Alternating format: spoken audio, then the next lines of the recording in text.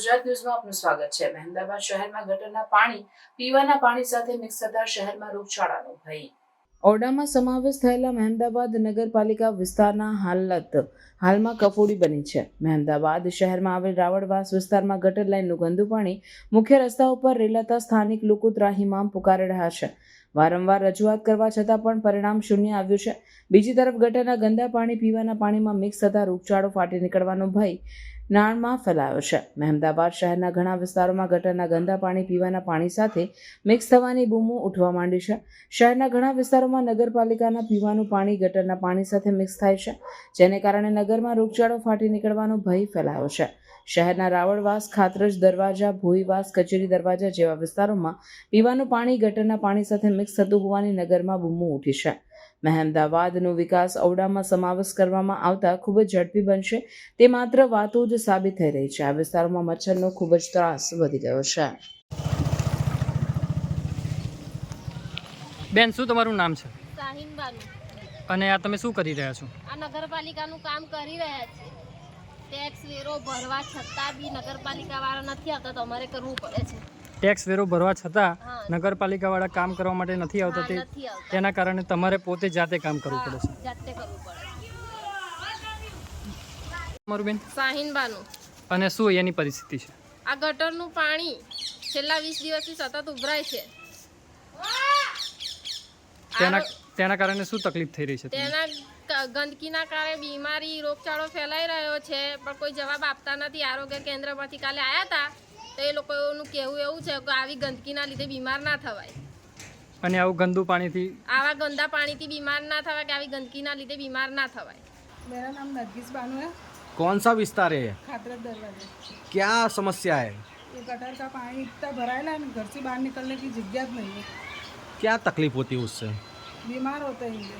बराबर। उसकी बात इतनी आती है ना, उसके हिसाब से ना मेरे को बाहर में जागरूक हो गए हैं। और आपके घर के अंदर ऐसा पानी घर के पास आ गया है, निकलना भी भारी हो गया है। हाँ, निकल नहीं सकते हैं। बच्चे बच्चों को बाकी स्कूल सब। भी नहीं भेज सकते। आप बीमार हो गए, कितने दिन बीमार हुए? 3-4 दिन से बीमार हूँ। तो और ये- अभी भी ऐसा नहीं ऐसा ही है, कुछ अच्छा ही नहीं लगता। तो ये गटर का गंदा पानी, ये सब समस्या के कारण आप बीमार हो गए। हाँ, ये सब बात के लिए सब खराब पानी आता है, पीने में भी खराब पानी आता है।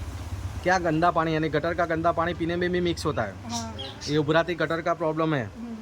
और पीने का पानी आपको मोटर से खींचना पड़ता है। मोटर से पानी खींचते तो अभी खराब हो जाता है। बराबर। आप बीमार हुए, कितने दिन बीमार रहे? 3-4 दिन से मैं बीमार हूँ। क्या तकलीफ हुई आपको? जादरू वामिट हो गई है। यानी आपको झाड़ा उल्टी ये सब हो गया है।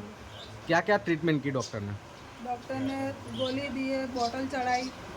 क्या कहना चाहते आप तंत्र को? बस ये इसका निकाल हो जाए। મારું નામ બેલીમ ફારૂક છે। અને શું એની પરિસ્થિતિ છે? અહીંની પરિસ્થિતિ આપ સાહેબ જુઓ છો કે અહીં ગટર ઉભરાય છે વારે ઘડીએ।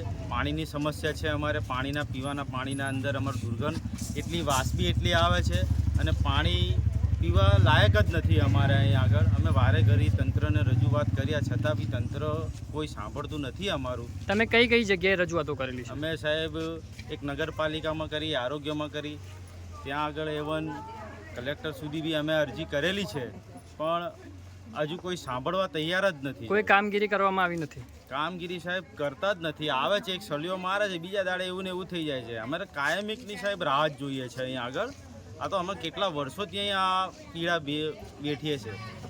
આપણું મારું નામ વોરા અસ્માબેન છે। અને શું એની પરિસ્થિતિ છે? અહીંયા પાણીની બહુ જ પ્રિય છે।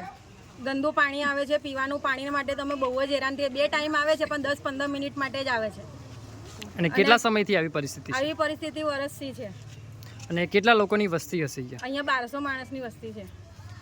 અને પાણી કેવું આવે છે અહીંયા? પાણી ગંદુ આવે છે, ગટરનું મિક્સ થયેલું પાણી આવે છે। આ પાણી આવું આવે છે, આ પાણી તમે પીવો એ જુઓ। તો તમે પાણી ક્યાંથી લાવો છો પીવા માટે? અમે બહારથી પાણી લાવીએ છીએ, વેચાતું લાવીએ છીએ, બીજેથી ભરીને લાવીએ છીએ। એવી રીતના અમારે પાણીનું એ કરવું પડે છે। અને આના કારણે કોઈ માંદું કે બીમાર થયું હોય એવું? હા, બહુ થયું છે। ઝાડા ઉલટી થયા છે। એક અમારા માજી હતા, એ બીમાર હતા, એ અત્યારે ગુજરી ગયા છે। તો આની રજૂઆત તમે અહીંયા આરોગ્ય શાખામાં આરોગ્ય કેન્દ્રમાં કરેલી છે? હા, ત્યાં કરી છે, નગરપાલિકામાં કરી છે અમે લોકોએ। તો એમને કોઈ પગલાં લીધા છે? ના, કોઈ પગલાં નથી લીધા। કોઈ જોવા જ નથી આવતું ને અહીંયા।